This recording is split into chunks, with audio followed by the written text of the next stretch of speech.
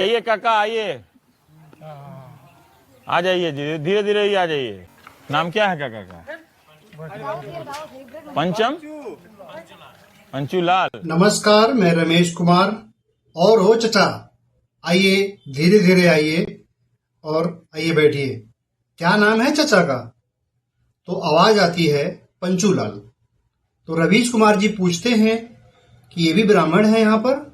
तो पंचूलाल बोलते हैं कि नहीं नहीं नहीं, मैं हरिजन हूँ, मैं ब्राह्मण नहीं हूँ। इतना कहते ही पंचूलाल जमीन पर बैठ जाते हैं। रवीश कुमार कहते हैं कि अरे आप नीचे क्यों बैठ गए, आइए खटिया पर बैठिए। तो पंचूलाल जो कहते हैं कि नहीं साहब, हम ठीक हैं, यहाँ बैठने में आराम है। रवीश कुमार अध्यापक मिश्रा से पूछते हैं कि क्या आपके सामने चौकी पर नहीं बैठ सकते क्या ये? दोस्तों, ये घटना 10 साल पुरानी है, जब रवीश कुमार जी एनडीटीवी में काम किया करते थे। चुनाव का समय था। रवीश जी जनता का ओपिनियन लेने के लिए उत्तर प्रदेश के रामपुर में गए हुए थे। घूमते घूमते वो एक ब्राह्मण के गांव में पहुंचे और वहां पर एक अध्यापक जो कि मिश्रा जी थे, उनके घर पर रवीश जी पहुंचकर जैसे ही बातचीत शुरू करते हैं, तब तक सामने से एक बुजुर्ग आदमी आ जाते हैं, जिन्हें देखकर पत्रकार रवीश कुमार उन्हें अपने पास बुलाते हैं और बैठने के लिए बोलते हैं। वो बुजुर्ग आदमी जमीन पर बैठ जाते हैं। ये सब देखकर रवीश जी कहते हैं कि चचा आप आइए और खाट पर बैठ जाइए, लेकिन वो नहीं आते हैं। रवीश कुमार जी उनको बार बार बोलते हैं कि आप खाट पर बैठ जाइए, लेकिन वो खाट पर नहीं बैठते। तो रवीश कुमार जी कहते हैं कि आप नहीं बैठेंगे तो हम चले जाएंगे, अच्छा नहीं लगेगा आपको। तब वो बुजुर्ग जो हैं आकर के खाट पर एक किनारे बैठ जाते हैं। रवीश कुमार जी मिश्रा जी को खूब धुतकारते हैं, लेकिन मिश्रा के पर कोई प्रभाव नहीं पड़ता है। एक बार भी बंदा ये नहीं बोला कि चचा आइए अभी बैठ जाइए, ऊपर खाट पर बैठ जाइए। दोस्तों, गांव में ऊंच नीच और जातिवाद का ये जीता जागता उदाहरण है। आइए वीडियो देखते हैं, फिर समझेंगे कि इसकी असलियत क्या है। देखिए काका आइए, आ जाइए, धीरे धीरे ही आ जाइए। नाम क्या है काका का? पंचम पंचूलाल।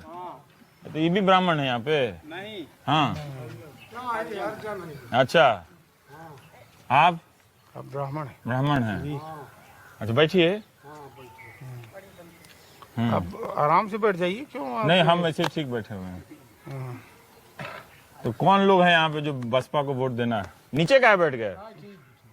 नीचे क्यों बैठ गए? अरे आप नीचे बैठेंगे तो मैं चला जाऊंगा यहाँ से।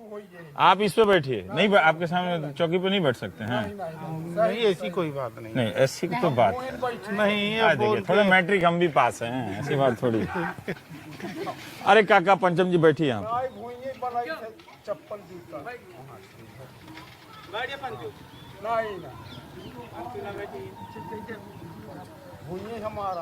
अब देखिए, टीवी पर लोग देखेगा तो क्या कहेगा? अब ये तो आपकी अपनी इज्जत का, बुला के बिठाइए उनको, आ नहीं रहे।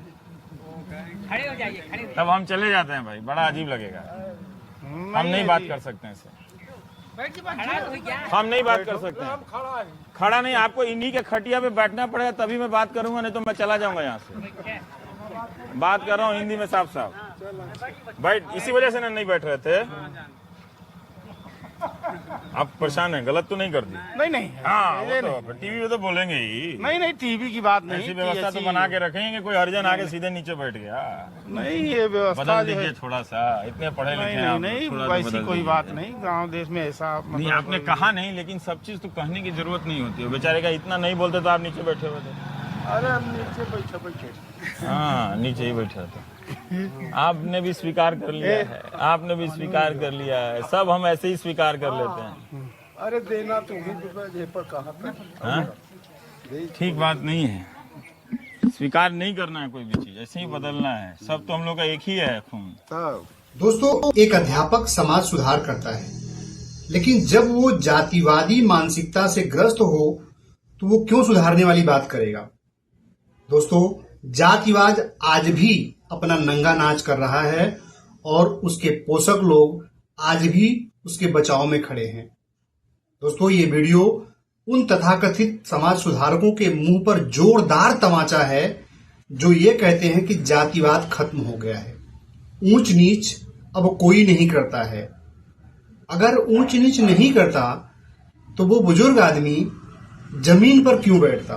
रवीश कुमार जी को ये क्यों कहना पड़ता कि आप बैठ जाइए, क्या ऐसी चीजें हैं? अरे अध्यापक जी, आप अब सुधर जाइए, बहुत समय बदल गया है, लोग बदल गए हैं, बहुत सारी चीजें हो चुकी हैं, आप क्यों नहीं बदल रहे हैं? इतना दुत्कारना क्यों पड़ता है?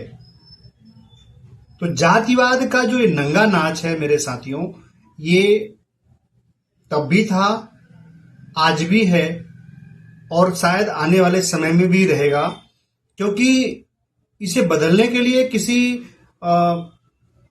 औजार की जरूरत नहीं है, किसी अस्त्र से नहीं बदला जा सकता। ये विचारधारा से बदली जा सकती है।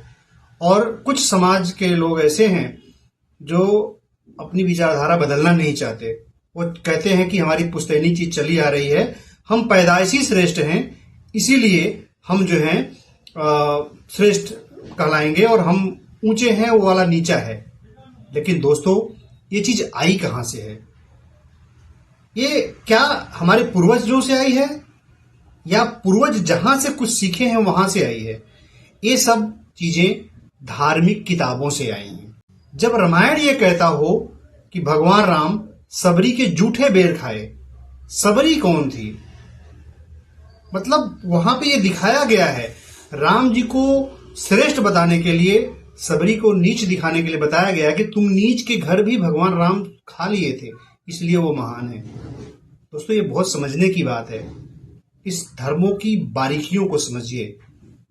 ये तब तक खत्म नहीं होगा जब तक आप लोग अपनी विचार सोच नहीं बदलेंगे। साथियों, कैसा लगा ये वीडियो?